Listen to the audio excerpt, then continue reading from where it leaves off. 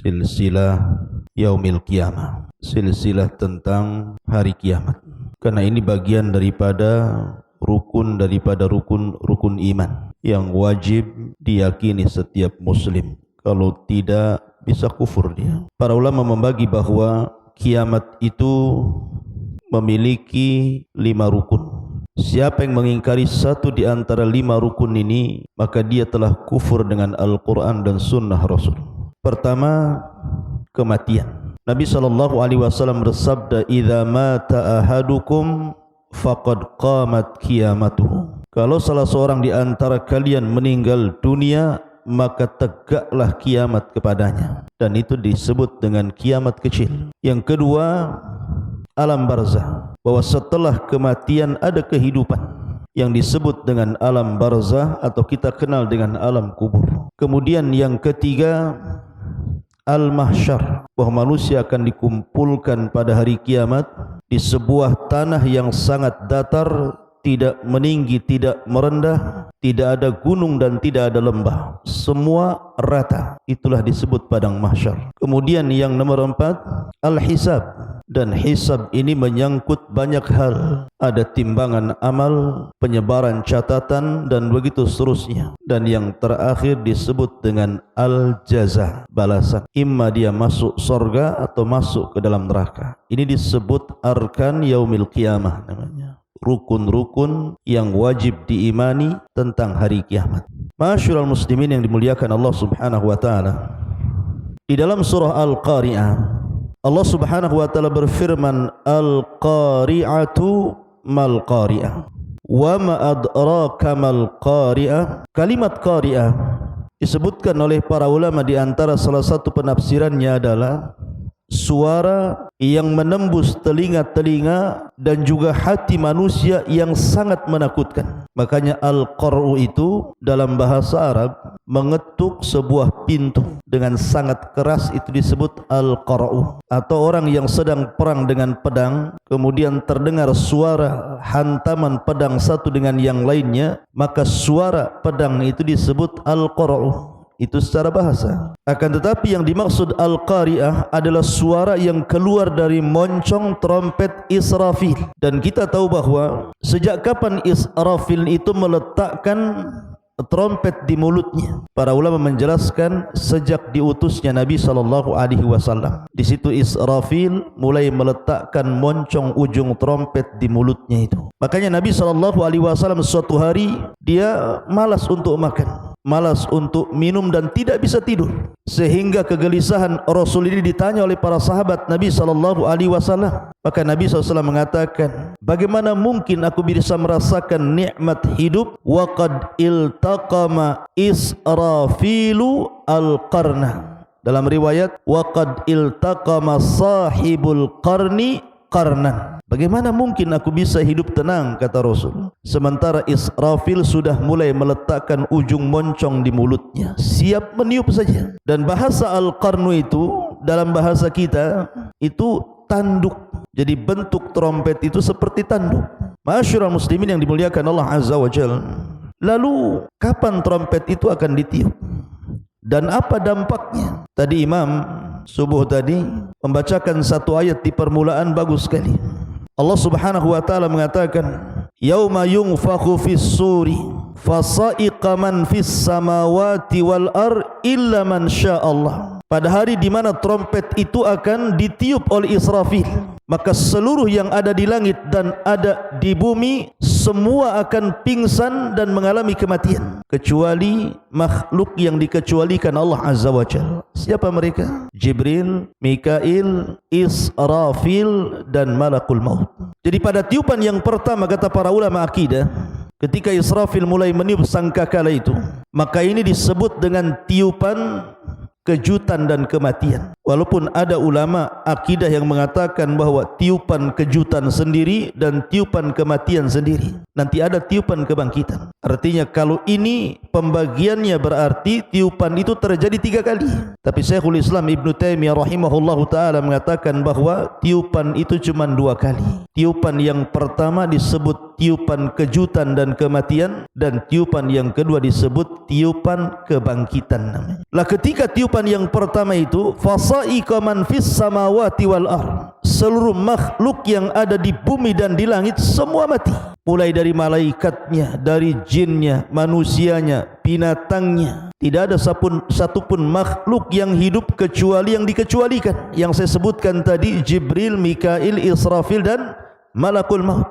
Disitulah Allah subhanahu wa ta'ala melipat langit dan bumi dengan tangan kanannya. Setelah itu Allah subhanahu wa ta'ala berfirman, Ainal jabbarun Ainal mutakabbirun, di mana orang-orang yang congkak dan sombong itu? Limanil mulkul yaum, kalian tahu siapa pemilik kekuasaan ini? Tidak ada yang jawab. Ma'asyiral muslimin yang dimuliakan Allah azza wa jalla. Maka Allah subhanahu wa ta'ala memanggil malakul maut dan mengatakan, man baki, siapa yang tersisa? Maka malakul maut mengatakan Jibril, Mikail dan Israfil. Kata Allah, cabut nyawa mereka. Malakul maut pun kemudian mencabut ruh 3 malaikat mulia ini. Kemudian Allah bertanya lagi, wa man baki, siapa yang tersisa? Kata malakul maut, tidak ada, illa abdukal fakir, kecuali hambamu yang fakir ini. Maka Allah subhanahu wa ta'ala mengatakan, matilah engkau. Maka malakul maut mati. Ketika itu tidak ada makhluk yang hidup.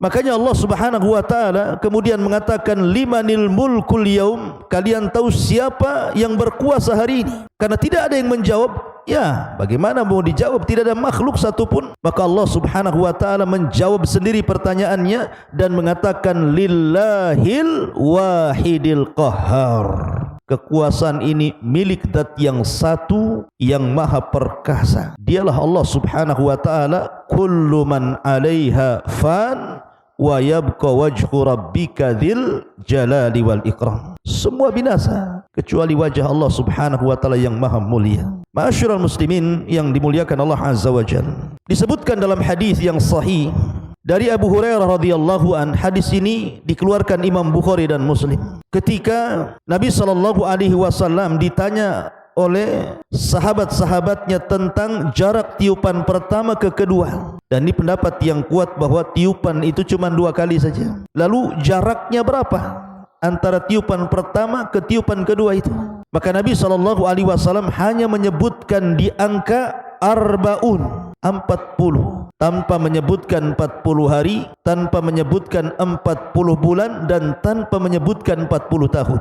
Makanya kemudian Abu Hurairah radhiyallahu anhu sebagai perawi hadis ini ditanya, ya Abu Hurairah, arbauna yauman, wahai Abu Hurairah, apakah yang dimaksud Rasul itu 40 hari? Abu Hurairah mengatakan, fa'abaitu, aku pun enggan menjawabnya. Kemudian ditanya lagi, arbauna syahran ya Abu Hurairah, apakah 40 bulan? Maka Abu Hurairah mengatakan, fa'abaitu, aku pun enggan menjawabnya. Kemudian ditanya lagi, arbauna sanatan ya Abu Hurairah, apakah maksudnya 40 tahun?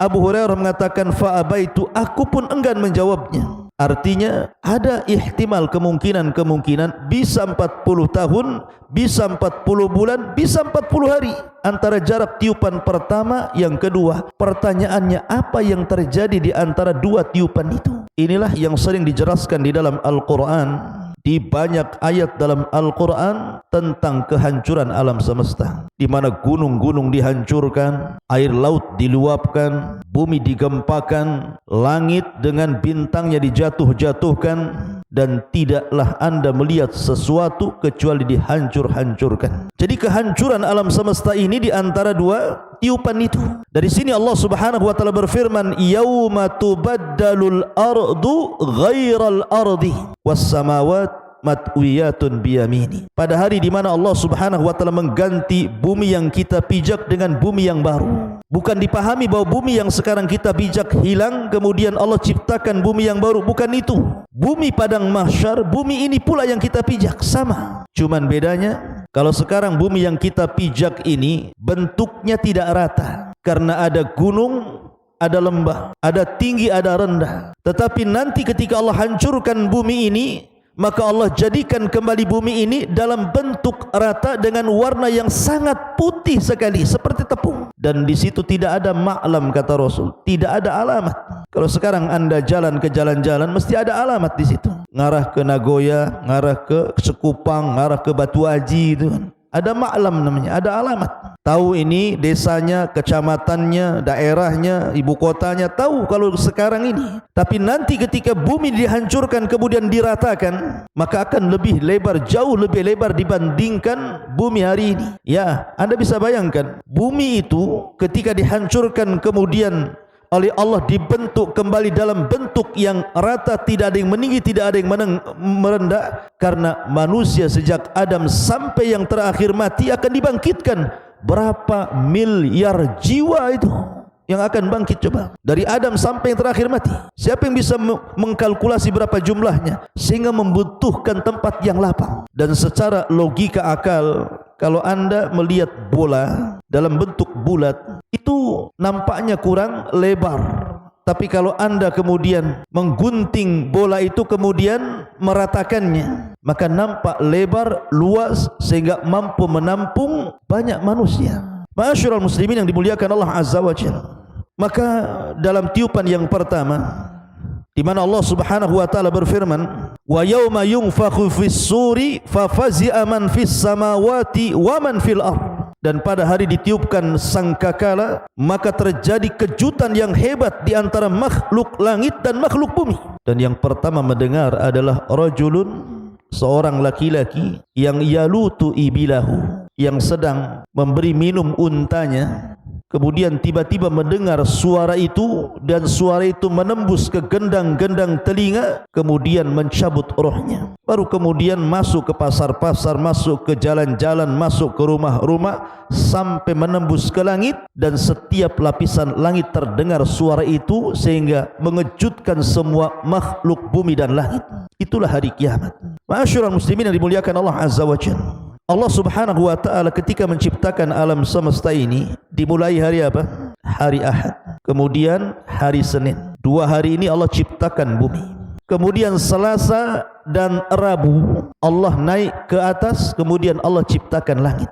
Kemudian Kamis dan Jumat Allah kembali ke bumi, kemudian Allah ciptakan segala fasilitasnya. Ada gunung, ada hutan, ada sungai, ada lautan, dan berbagai macam makhluk dan binatang yang ada di dalamnya. Artinya selesainya bangunan penciptaan langit dan bumi ini fi sittati ayyam, pada tempo yang 6 hari saja. Diawali hari Ahad dan diakhiri hari Jumat.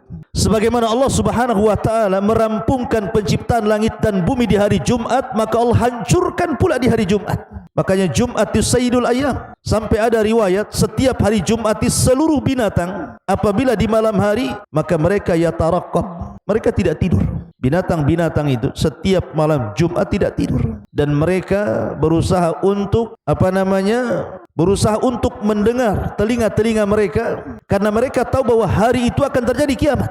Baru setelah kemudian datang fajar, kemudian subuh lewat, ternyata tidak terjadi kiamat, barulah kemudian mereka bahagia. Binatang saja itu sangat tahu akan terjadi kiamat. Maksudnya karena Nabi SAW tidak menyebutkan tanggalnya, tidak menyebutkan bulannya, tidak menyebutkan tahunnya, tapi Rasul menyebutkan harinya, hari Jumat. Makanya kenapa hari Jumat dalam Islam itu disebut Sayyidul Ayyam, pemimpinnya hari-hari. Kita disuruh banyak bersalawat, kita disuruh banyak beribadah, kita disuruh banyak melakukan ketaatan, bersedekah, dan begitu seterusnya. Karena memang hari ini adalah hari yang menentukan hancur dan tidaknya sebuah alam semesta ini. Tapi tentu dengan keadilan Allah Azza wa Jalla, Allah tidak mendatangkan kiamat itu sekonyong-konyong, tidak. Ada tanda-tanda yang harus dilalui, yang disebut dengan alamat kiamat sughra, dan ada alamat kiamat kubra. Ada alamat-alamat kecil, ada alamat-alamat besar. Dan apabila seluruh alamat-alamat ini dimunculkan oleh Allah Azza wa Jalla dan diakhiri dengan narun, sebuah api yang sangat besar, takhruju min qa'ri adnin au biharil Hijaj, yang keluar dari perut bumi Aden Yaman atau dari lautan Hijaj, kemudian menggiring api ini. Semua manusia satu dunia digiring oleh api. Coba bayangkan, api ini tidak ditugaskan untuk membakar manusia. Ya, semua yang terkena terbakar, pohon terbakar, bangunan terbakar, semua terbakar. kecuali manusia. Allah tidak perintahkan api itu untuk membakar manusia. Justru api itu mengikuti. Apabila manusia berhenti, apinya berhenti. Apabila manusia jalan, apinya ikut jalan. Tapi api itu terus meringsek, menggiring manusia sampai akhirnya Allah kumpulkan di negeri yang Allah berkahi, Syam. Disitulah Ardul Mahsyar, bumi di mana manusia akan dikumpulkan di akhir zaman. Bumi yang sangat diberkahi, yang Rasul mengatakan tuba lisyam, tuba lisyam. Ketika kemudian mereka sudah kumpul dari berbagai macam negeri, daerah dan negara, kumpul di Ardul Syam ini, Ardul Mahsyar. Disitulah Nabi SAW bersabda, la taqumus sa'ah illa ala syiraril khalqi. Tidak mungkin tegak hari kiamat kecuali Allah tegakkan kepada manusia yang paling buruk yang hidup di masa itu. Karena ingat, kiamat tidak mungkin terjadi kepada seorang mukmin. Kiamat itu tidak mungkin menimpa seorang mukmin. Karena sebelum tiupan Israfil, Allah Subhanahu wa taala sudah mengirimkan angin yang sangat dingin sekali.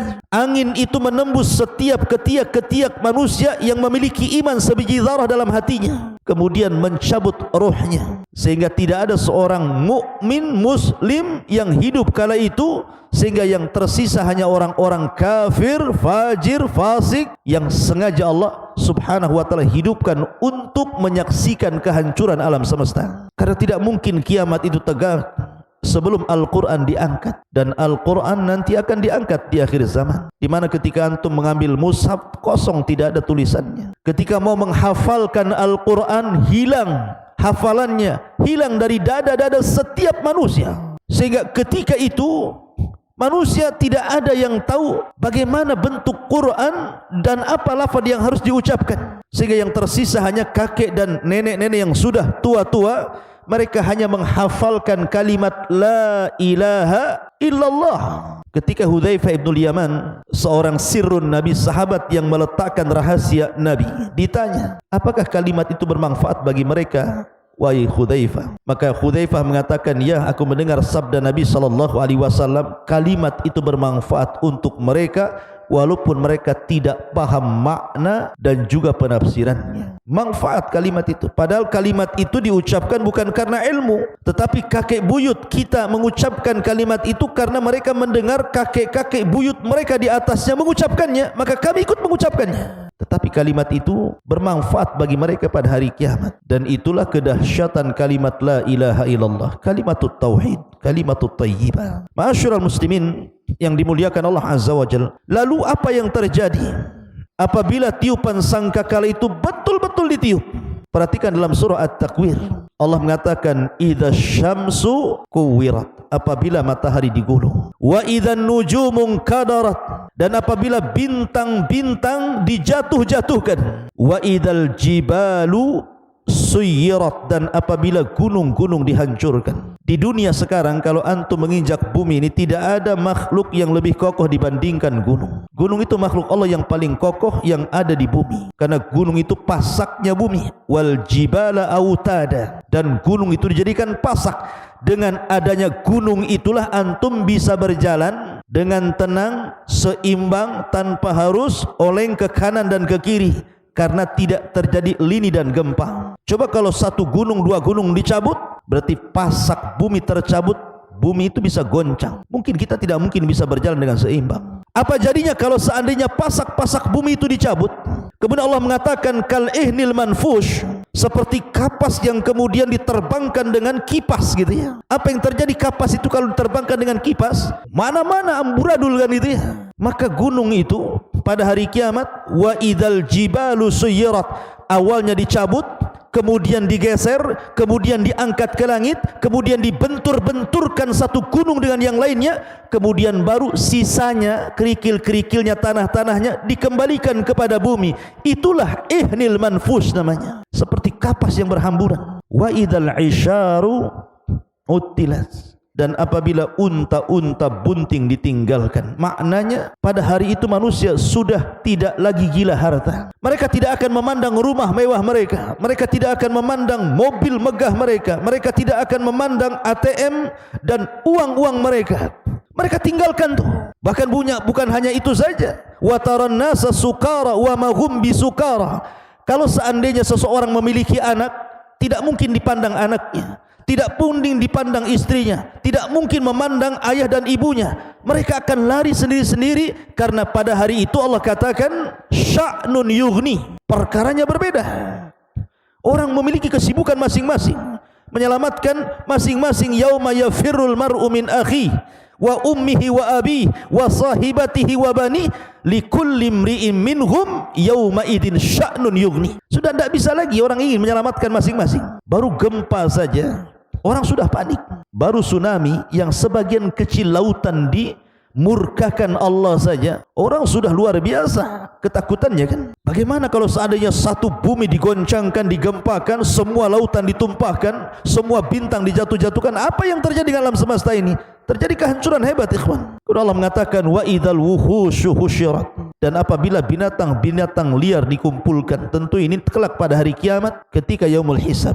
Wa idzal biharu sujjirat, dan apabila lautan dipanaskan. Wa idzan nufusu zuwizat, dan apabila ruh-ruh dipertemukan dengan tubuh. Maksudnya begini, ruh pada hari kiamat dihancurkan tidak? Tidak. Salah satu makhluk yang tidak akan dihancurkan pada hari kiamat saat tiupan sangkakala itu ada beberapa makhluk. Salah satunya ruh tidak akan dihancurkan, termasuk dhanabul insan, tulang ekor setiap manusia. Kayak antum-antum itu punya tulang ekor, itu tidak akan hancur karena kita dibangkitkan dari tulang ekor itu. Kemudian al-jannatu wan nar, kemudian arash, kemudian kursi, dan begitu seterusnya. Ada berapa makhluk tidak dihancurkan Allah, salah satunya ruh. Pertanyaannya, kemana ruh itu ketika terjadi tiupan sangkakala itu? Maka ulama mengatakan, adapun ruhnya orang-orang yang beriman maka melesat fil illiyin, di tempat yang paling tinggi. Adapun ruhnya orang-orang kafir maka diletakkan di sijjin. Baru setelah tiupan yang kedua yang disebut dengan tiupan kebangkitan, Allah katakan wa idzan nufusu zuwijat, ketika dari tulang ekor manusia bangkit. Kemudian di situ Allah lesatkan setiap ruh ke jasad-jasadnya tanpa tertukar sama sekali. Wa idzal mau'udatu su'ilat, dan apabila bayi-bayi perempuan yang dikubur hidup-hidup, bi ayyi dzambin kutilat, karena dosa yang dibunuh. Maksudnya kelak pada hari kiamat setelah tiupan yang kedua kalau ini. Termasuk wa idzas suhufu nusyirat, dan apabila lembaran-lembaran catatan telah dibuka lebar-lebar. Kemudian wa idzas samaa'u kusyitat, dan apabila langit dilenyapkan. Ingat, langit itu hanya ada di bumi. Ketika di padang mahsyar sudah tidak ada langit lagi, karena yang ada hanyalah arsy Allah yang menaunginya. Wa idzal jahimu su'irat, dan apabila neraka jahim dinyalakan.